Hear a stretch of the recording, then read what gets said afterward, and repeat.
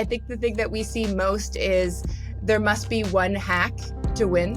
So I think the most common thing we hear is, I was reading on LinkedIn or I was on Twitter, and if we just show up on Reddit, we are going to have better results in AI search. And we hear this all the time. There's just this one thing that we can do and it will solve the problem, which I think that was also the belief in SEO. If we do one thing, where really SEO is a combination of tactics.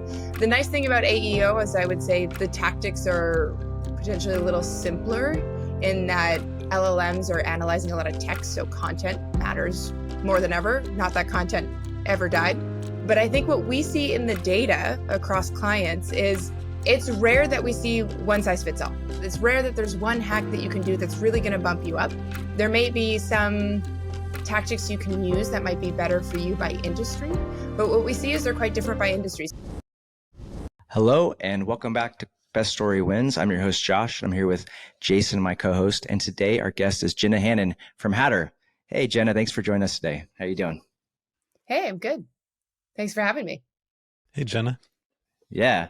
So for folks that maybe haven't heard of Hatter before, can you give an overview of what the company is, what y'all do, and can you also share a little bit about what you focus on in your role there? Of course. So I'm the founder and CEO of Hatter. We are an SEO and AI search agency. We're different than most agencies in that we're actually a tech team. So we come from tech backgrounds and we build tech to be more efficient in driving metrics for SEO and AI search. So what does that mean when we say we build tech? That's everything from workflows for teams, that's better data for bringing in new strategies. It's also better reporting. So our goal is to remove the black box of SEO. So a lot of what we heard in the market is companies will hire an SEO agency. They don't really know what's happening. They don't really know what they're doing, and bring in tech to help companies use metrics and iterate faster. That's really cool. And before Hatter, you led marketing at some really impressive companies. Can you share a bit of your story and how you found your way into the SEO and now AEO world? Yeah, absolutely. So I'm a marketer by trade, but I'm not an SEO background. So I ended up as an SEO specialist actually by accident, but I've been a marketer in tech my whole career. My sweet spot is kind of that first marketing hire. I love joining early stage companies. I joined a company at the time, was a bigger company to work on an in-house experiment, a company called Uber that most of you have heard of now. And the experiment was Uber Eats. So when I joined Uber, it was an in-house project. It was actually a completely different product when I joined. So the initial version of Uber Eats was we would actually fill trunks with a lunch item, and we would drive around San Francisco with that lunch item during a 2-hour period. And you could only order one item.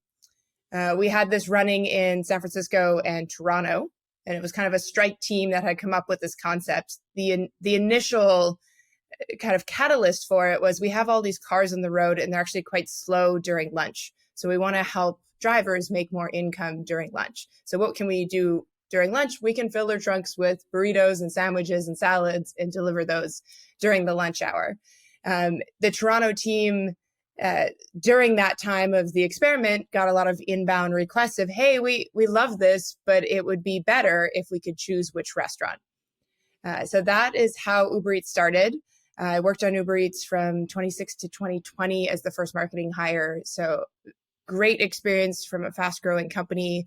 Left Uber in 2020 and continued my marketing journey as a fractional CMO. And during that time, I started working with my co-founder of Hatter, Peter, who was actually formerly my competitor when I was at Uber Eats. So he comes from Deliveroo. So our joke is once competitors, now better together. And when we were working together, we were actually experimenting with startup ideas. So we were running a bunch of experiments of different concepts that we thought could solve different problems that we had been exposed to. So we were essentially spinning up websites and we were trying to get traffic to those websites to test if we could get folks to convert. That's how we got into SEO. So we ended up doing, at the time, we were kind of hacking around with building our own SEO tools to see if we could drive more organic traffic for these experiments. And this is This is probably about 8 months ago or so. So as the shift was happening over to AI and AI search, and we started publishing our results of those experiments on LinkedIn. And that's how we got started. So initially I started publishing, I got inbounds from my network of marketers, of several folks who initially wanted to use our tool. And we ended up kind of transforming into more of a service business because as businesses came to us, they wanted a fully outsourced solution. So we ended up as this kind of, this Frankenstein of tools and service built on top. Oh, that's really cool. So one of the reasons why I was excited to have you on our show was because I thought we were long overdue for sort of a state of the union on SEO and AEO. And this is a space you know very well. I think with SEO, I think we've all sort of come to terms over the last year or two with like how important it was, and maybe in some cases how much we didn't or how much we took it for granted. And I think right now we're at an interesting inflection point in our industry because I think everyone's realizing this is probably one of the most important things, if not the most important thing to figure out for our businesses. And so I'm curious, as we dive into these topics, how are you defining the difference between traditional SEO and AEO, and why is it important for us as we start to make progress on these things to make a distinction between the two? Oh, such a good question. So the way that we define traditional SEO is as we did in the past. So this is search on Google. So search results coming up in search engines. And AEO, also known as geo or AI search, is appearing in LLMs. So this is basically summaries or answers that are coming up in ChatGPT, Perplexity, Gemini. So I would say a lot of the inputs are similar, but the output is the big difference. That's really helpful. And so you've described this year overall as a major turning point for search. What are you seeing as the biggest changes in how people are discovering information today? Yeah, so the biggest thing is a behavior shift. So in traditional search, you were used to typing keywords. Keywords are quite general, quite broad, and you would get a list and you would sort through that list to find what you're looking for. Whereas AI answers are an opportunity to type in something much more descriptive.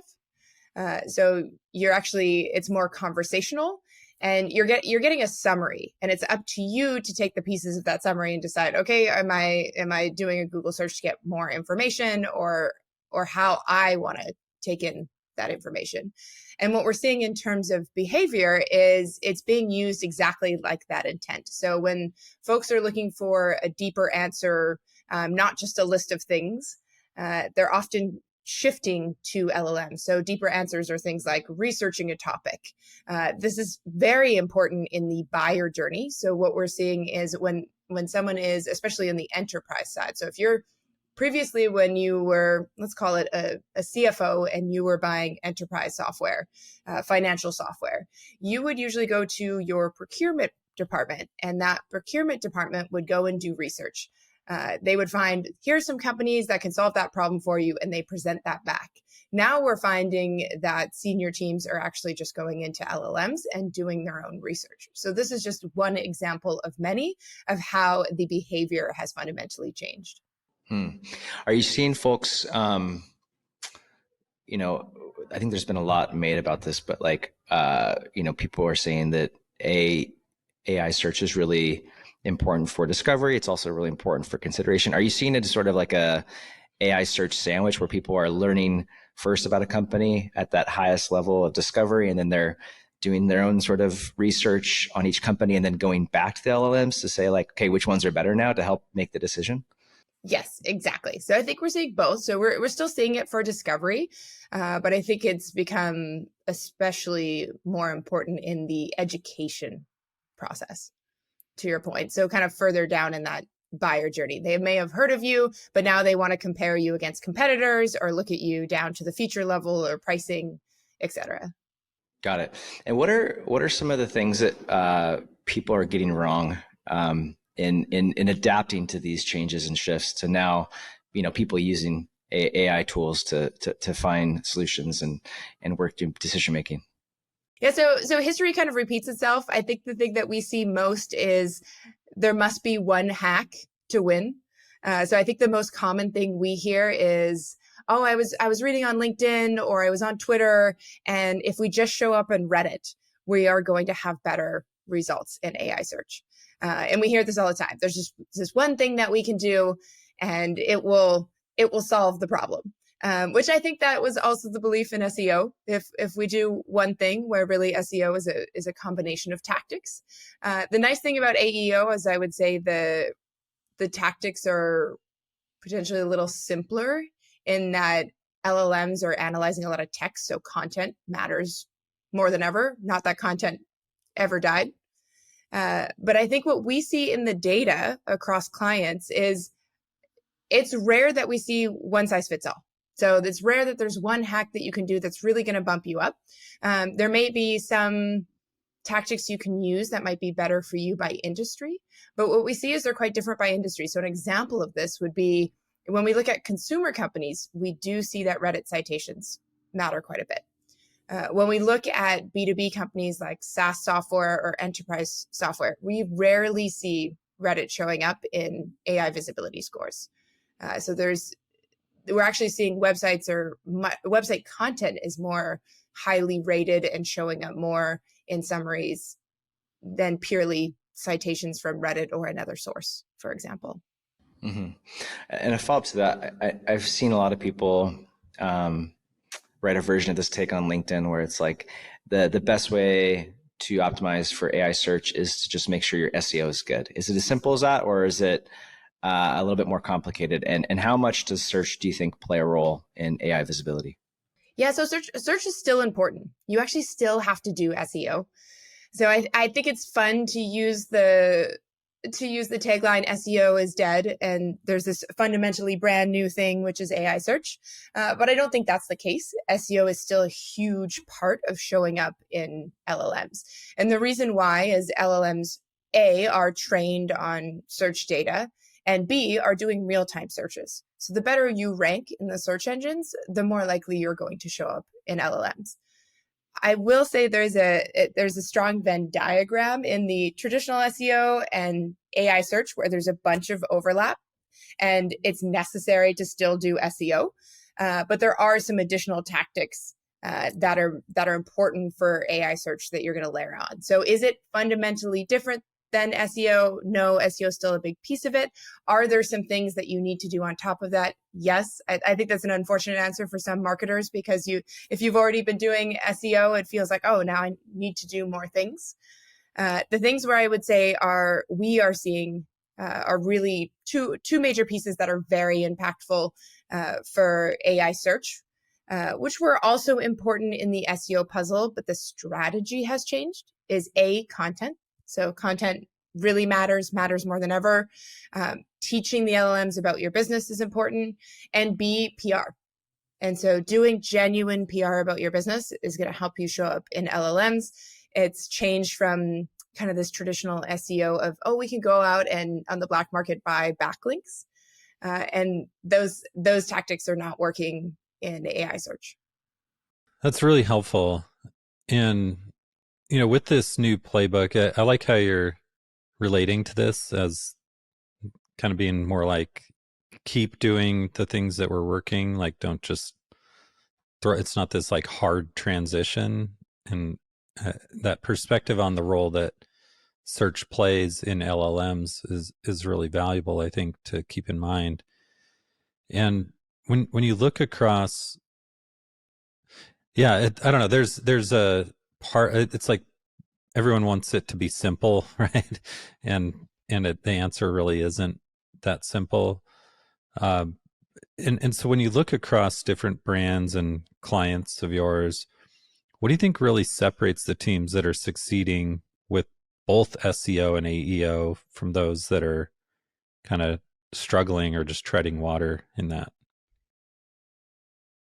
Well, I have kind of a controversial answer, but it would be great marketers, because this shift towards AI search is actually rewarding really good marketing. And so what does really good marketing mean? It means that your content is highly specific, highly relevant, useful to your audience. You know your message. You repeat it regularly in your content, which is how you're training the LLMs. And then a lot of it is genuine things you should be doing in your marketing already, which is doing content across the buyer funnel, educating your customers, doing PR. So good marketers are getting rewarded. Whereas I think for a long time, there was kind of these SEO hacks. And as Google kept changing their algorithm, you would have SEO shops that could run hacks for a little while and kind of get rewarded, and then Google would shut it down. And I think what we're seeing in AI search is those cycles are happening faster, meaning poor marketing is getting punished. If you are just creating AI-slop content and you are going for volume, that's actually not going to work for you in AI search, which is a bit counterintuitive because you assume, oh, the more content we give the algorithms, the more likely we're going to show up. And that's just not the case. How do you think about then balancing automation with human creativity in these systems? Where do you really think in the content in particular, like where should AI do the heavy lifting, and where does human taste and kind of prioritization still matter? Yeah, so we have a strong stance on this, partly because we're building an AI tool, and the AI tool is used for the purpose of speeding humans up. So we still think that human insight is super important. So when you're developing content, it should be around what's unique to your business. So we're trying to drive out insights from that business. So ingesting, internal conversations, sales calls, information from that business. So that's a good use of AI, is helping speed up workflows. A bad use of AI to us is what the SEO world is sometimes calls programmatic, which is no human in the loop. So this is you're setting a script to create content. It's pumping out content. There's no human reading this content, yet you expect folks to come to your website and read this content, yet you as the team are not actually reading this content. Luckily, I think Google is getting better at weeding that out. We actually had early on when we started the company, we had a great conversation with Google. So several of my Uber colleagues have gone over to Google. So luckily we got some inroads to Google to see what they're doing over there. And what they told us is they don't actually care how content is created. So I think there's one of the first questions we get with clients is, are we going to get punished for using AI in draft content? And Google's official stance is, we don't care how you write that content, if it's a human writing it or an AI writing that content. We care about the quality of that content. And so that quality is measured by how relevant is it to your users? And are there insights that make it useful? And so insights do need to be unique, because Google can tell if you are just summarizing the web and spitting it back out. The thing that Google's very good at is cracking down on content farming. So that's why when I talk about this, no human in the loop, we're going for volume, we're spitting out AI-slop, Google's quite good at punishing that. And they'll continue to punish that. But Google's very okay with you using AI for drafting. And in our tool, that's exactly what we do. So we use AI to help users do faster research on a topic so they can get more specific, and for drafting. But the important piece that we find is that a human is always in the loop reviewing and editing content, because the quality of the content matters more than ever, even though you can use AI tools to speed up the process to getting to that final result. Yeah, so for companies that have been doing SEO for a long time, I imagine a lot of them are like pretty set in their ways, or at least they are when they come to you all and say, hey, we need your help. And, lots changed in the last few years with search. We now have AEO also to consider, obviously, as we're discussing right now. We're also in a point of time where like we need to be experimental, right? We need to like try new things. Not everything we try is going to work. And so how do you bring that mentality to working with enterprise brands that have, complex teams, complex approval layers. What's challenging about getting folks to just change how they work? And are there any common threads amongst the groups that you work with that seem to figure it out and find ways to make these new changes and into how they work and the things they're doing? Yeah, I think it's a good question. I think that let me think about the things that we've seen. So successful company will combine SEO and AI search.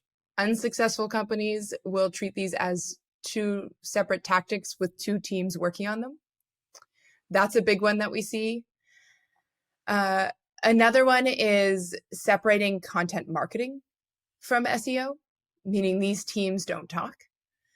When we see that one commonly, where there's a content marketing team doing their own thing, they're creating a ton of content that is not SEO or AI search optimized, and thus that content is not performing from a classic metrics perspective, meaning it's not bringing in traffic, it's not necessarily converting folks, yet to the content team, they're kind of running their system. So more integration of content teams and AI and SEO search is a big one.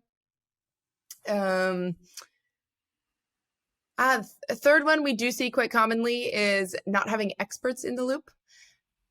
So if you're a financial company or insurance or legal, any space where there's a lot of knowledge that is important to the content and needs to be reviewed. So we'll see that content may appear from an SEO perspective, but then it may not be converting that user, because you're not going to convert a legal user to a legal software if you're not actually creating helpful content. So sometimes we work with teams where they're not bringing in their experts into the fold.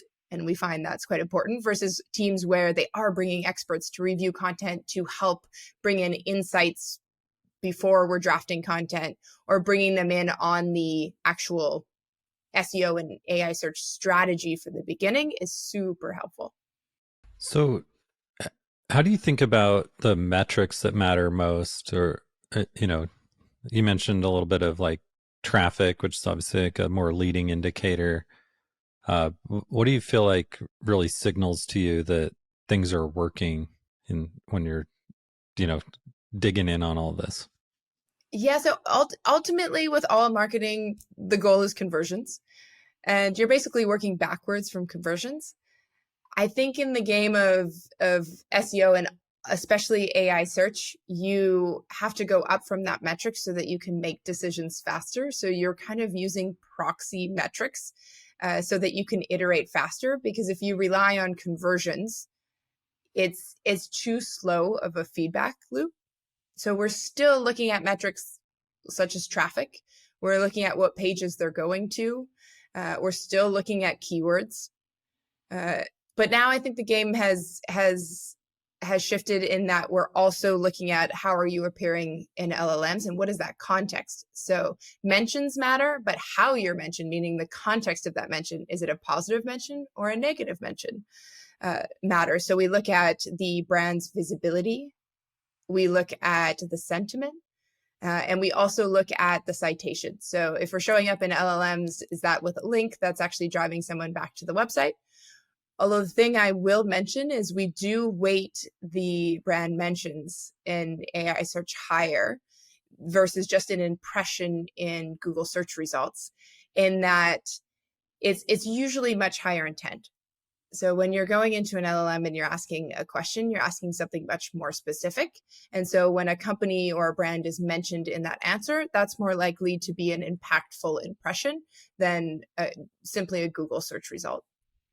I think for search, it became over the years like pretty straightforward to understand based on your analytics what content the market wanted to see more of from you rather. With respect to AI search, like how are you and your team using insights to understand, okay, what should we now create for the LLMs? Is there a way to do that? This is still kind of the black box. So in the SEO world, you have a lot of great data. And so you can see what people are searching and the volume of those searches, exactly to your point. And so most of your strategy is going to be based on, can we rank for what people are searching for? Where LLMs, you can't go and buy that data. So you don't actually know what your ICP is typing into an LLM box. So you're usually using your best guess, and you're usually trying to measure your best guess.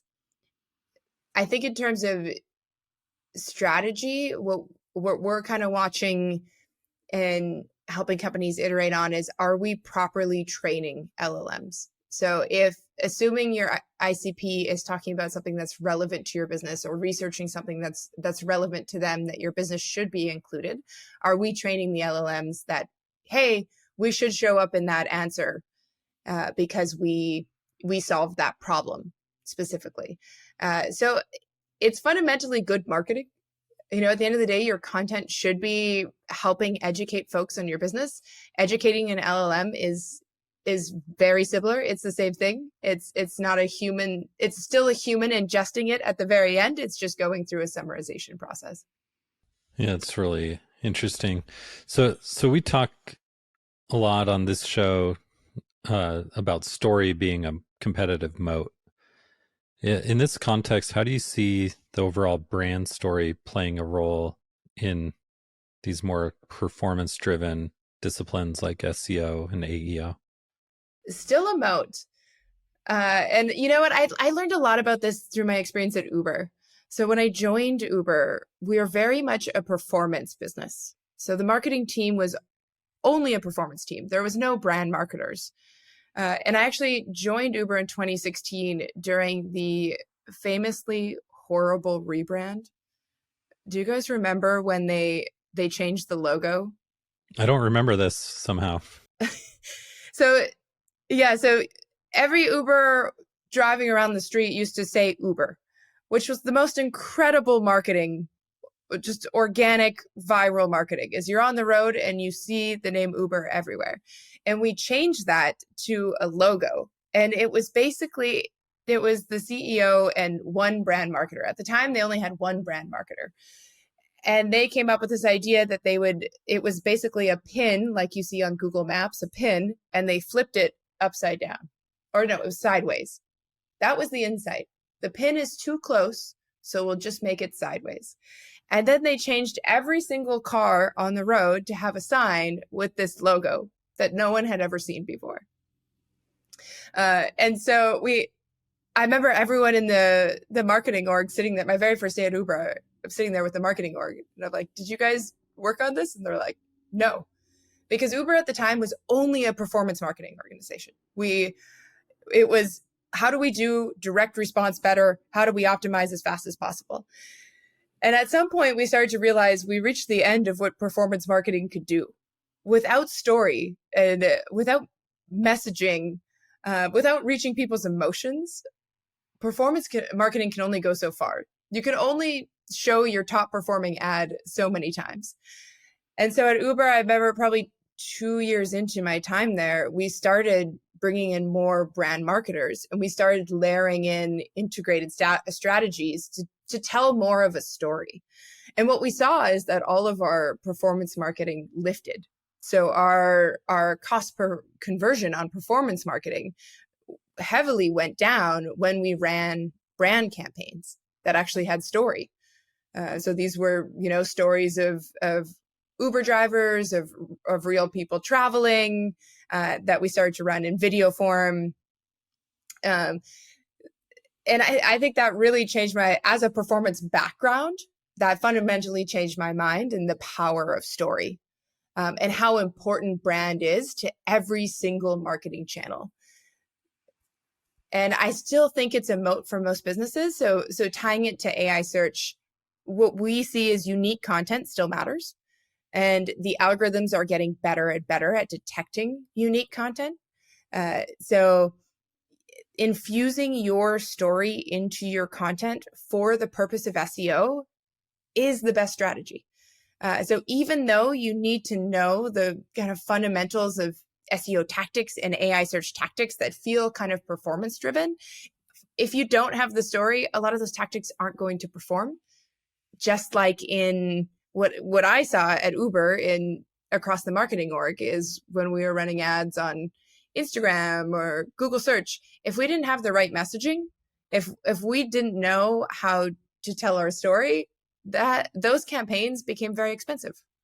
Is there like an AI search version of this too, where you've seen a company use their story or unique POV to rank better or to rank more often in a way that could not have been achieved with just like purely optimizing their content? Yeah, absolutely. We actually have a client that's a great example of this. They're called Runway. They're a financial software. They are savvy marketers that are doing the performance tactics, but they also have a founder that is very, very good at telling their mission and telling their story. And so what we see is we're running tactics for them that perform better because they already kind of have a foundation of it's kind of a foundation of all the tactics working together, which a lot of that is actually their founder going on podcasts, doing press, posting thought leadership posts, and then we pull that in to run SEO tactics. So I actually don't think a lot of the tactics that we're running with them would perform as well if they didn't have a founder that tells such a great story. Is this the founder that sold the hot sauce for like $13 and stuck $100 bill in the packaging? Yes. Yeah. So they sent CFOs the burn rate hot sauce. It was kind of funny actually when their head of marketing brought us in. They're like, hey, we know this AI search thing is important. We know SEO is important, but we're over here working on this hot sauce tactic. Can you guys handle this while we put together this hot sauce? And boy, did they crush it. Have you seen these? Have you seen the packaging? Yeah, I mean, I'm on X throughout the day. Okay, I'm sorry. No, it's okay. I've probably seen 20 to 25 different people posting about it. I think it was last week, right? And I happen to follow the founder too. So yeah, Siki Chen is the founder. Yeah, saw a couple posts from him about it. But yeah, it just seems like it was like just a really well executed campaign, and it was one of those campaigns where when you see it, you're like, man, it's so freaking simple. How have I not thought of that? Or how have we not done that? And I'm sure everyone thought that as well that saw it. And that's typically the case with a great campaign to have people respond in that way. Mm-hmm. It's funny talking to them. They said it was very hard to get this cleared from investors. So they were saying they're like, the idea of sending random prospects $100 each did not go well with investors. Investors are like, you're just going to put $100 on a hot sauce, and then it's expensive to do that at any sort of scale. And so I guess it got to the point where Siki just went to his investors and said, trust me. Investors like, okay. So he took a risk. That's really interesting. So looking ahead on the future here, if a marketing leader is trying to really future-proof their team and make sure that what they're building and putting into process operations and so forth right now will actually hold up as AI evolves, as LLM search becomes more important, what skills or roles should someone be really focusing on developing right now that will help them stay competitive as things change in the landscape? Like in-house roles? Yeah, like especially for marketing leaders who are, responsible for the org design and process and so forth, for all things marketing. What do you think is an important skill and also even potential roles for them to hire for to help their overall team stay competitive? I think the short answer to that is product marketing, which is product marketing is kind of the input that drives all of your marketing tactics. So a good product marketer is very good at taking the product and developing how you're going to sell that product. So the messaging that actually moves a customer to purchase. So I think product marketing has gotten stronger than ever. I actually don't advise most teams to hire an AI search expert in-house unless they're a very large company, in that it's quite beneficial to be outsourced because we can move across teams quite effectively. We can also run, tactics in many ways faster than most orgs can run, especially when it comes to content. But that key input is super important. So a product marketer who's developing that messaging framework is just going to allow the whole marketing machine that's now using way more AI tools to be much more efficient. But if that input of the kind of your messaging framework, your story is not rock solid, then the output is not going to be very good. What about for agencies? Like, what advice would you give agency founders or folks that work at agencies? How could they be, or what should they be doing differently to add value in a world where AI is now reshaping the types of content we should be creating for brands and discoverability and all that good stuff? Oh, yeah. I mean, our thesis is that agencies are going to become tech companies, and we are one of them. So I think over the next 10 years, you're going to see much more technical teams entering the space, whereas agencies have a lot of the knowledge, which is super important. But now that you're bringing in so much tech firepower in terms of efficiency, agencies are just going to get pushed to become more technical or work closer with software teams. And I think we'll see that play out, and it'll probably take 5 or 10 years, but we're going to start to see much smaller agencies that are much more technical. So yeah, speaking of 5 years out, 10 years out, what do you think the evolution and ultimately the next era of search and discovery will look like? And, in the tech space and in general, what do you think will separate the winners from the ones who get left behind in that? I'll start with the first part of that question, which is, where do we think it's going? I mean, no one can truly predict the future, but I think it's more and more obvious that LLMs will become the new search, and more folks are turning to them for that search process, and that LLMs will likely become the Google. Silicon Valley and tech loves to hate marketing, and yet Silicon Valley and tech are mostly ad businesses. Most of the money in Silicon Valley is from selling ads. So I do think that's likely where OpenAI is going. Even Perplexity, that has a focus more on B2B use cases, will likely get into the search engine game. There's just too much money there, in the ad game, which means that marketers are going to get forced to do AI search. I think your question kind of alludes to, is there a head start that you can do now to plan for that future? I mean, I think I'll answer that question in sort of kind of a very high level or kind of a meta way. I think in getting into this industry, for me, going from being, a quite senior marketer that's covering kind of all the marketing stack, the thing that I look back on now is I can't believe I didn't put more investment into organic. I was very much a performance marketer, and you put money into the machine, and if the machine pays, you put more money into the machine. And I've always worked at venture-backed companies.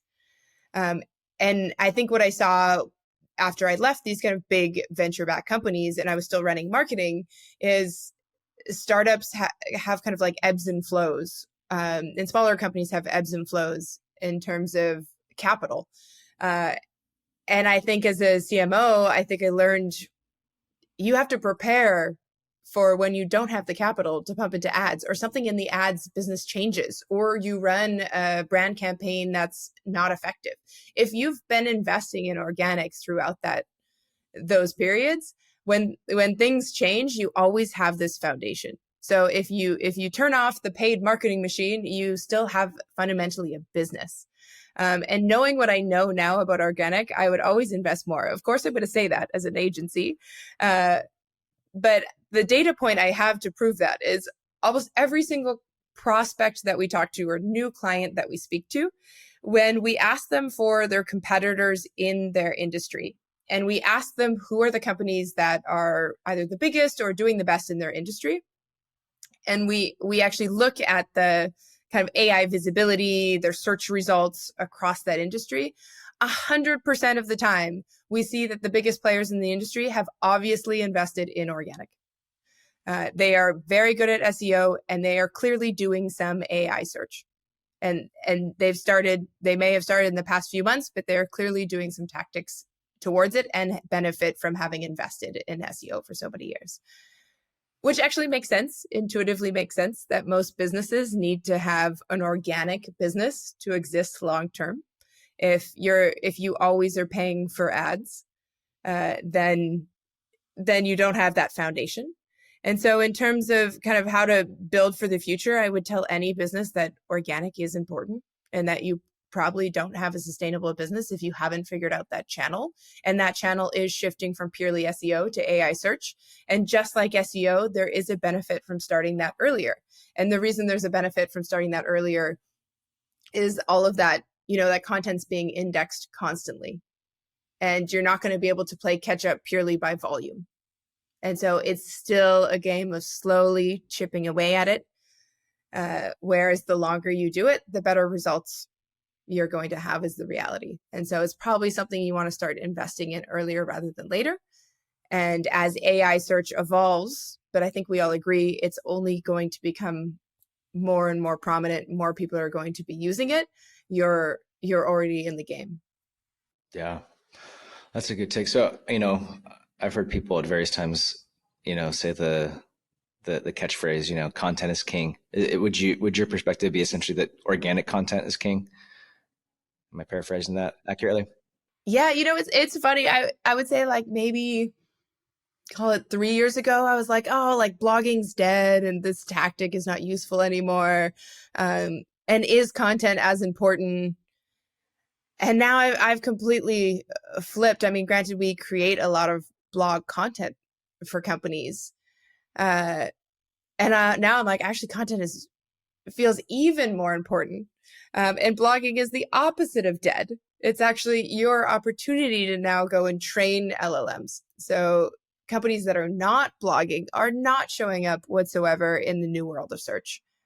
Yeah, it's super interesting. I mean, I think when ChatGPT came on the scene, I think, and right around that time, Google had this big update. I think everyone kind of freaked out, and they're like, "Oh, yeah, SEO is dead, organic is dead, and now we should start, double down on performance and like LinkedIn personal brand content and you name it, right?" And I think for a while there, I think a lot of people were really convinced that these other channels were really the future. But as you said, like I think now that the dust has settled and people have been able to kind of put together a more balanced perspective, I think it's that the same things that have always worked are going to continue to work, but just how we approach them needs to change. At least that's kind of where we're landing the plane on a perspective. And I think even though it was really frustrating, like, I'm gonna date us here in saying this, but like we've had this company for almost 17 years, and there was like a 10-year run there where like things were pretty simple and it was like pretty nice, and you can kind of get the blocking and tackling to a good place, and you didn't have to worry about a whole lot. And I think a lot of companies felt that same way. And I think what the last couple of years have highlighted for us is that we were playing the game on easy mode for so long, and now we're back in a position where we have to do collectively as an industry, like we have to do good marketing again, and we can't just rest on the laurels of like having been early in search. And I'm curious if this perspective is one that you share, and if it's something that you've heard other people voice as well. Yeah, I'm smiling because I feel the same way. I'm like, we're back to the era where you have to do good marketing, which as a marketer I think is great. I love that the tactics that are working for AI search are good marketing. It's developing great content, meaningful content, real insights. It's great to see that back. Because I actually didn't think it, it's some marketers like this, but I didn't think it was fun to be hacking backlinks, these kind of hack strategies. I think it's more fun to tell your story and truly educate your customers about your product or your solution. That to me is more interesting than purely kind of growth hacking. And I think we're still seeing, because whenever there's a kind of a frontier change or a change in how you do, I mean, you guys know this well. It's especially true in performance marketing. Is anytime Google introduces a new ad unit, they're trying to push people to use that ad unit. So there's a short period of time where you can buy that ad for really low CPCs and get rewarded for that and lower your CAC for a very short period of time. And then Google's like, oh no, the actual price, and now there's way more bidders in there. And so that tactic gets, shifts. That still exists. So that still exists now with, even though I say great marketers are getting rewarded in AI search, there's still going to be tactics that are going to be successful in the short term. For example, when we got into this space, it was probably almost a year ago now, there was definitely folks that were just programmatically pumping out AI content. We actually spoke to a team that was doing this for e-commerce, and they were crushing.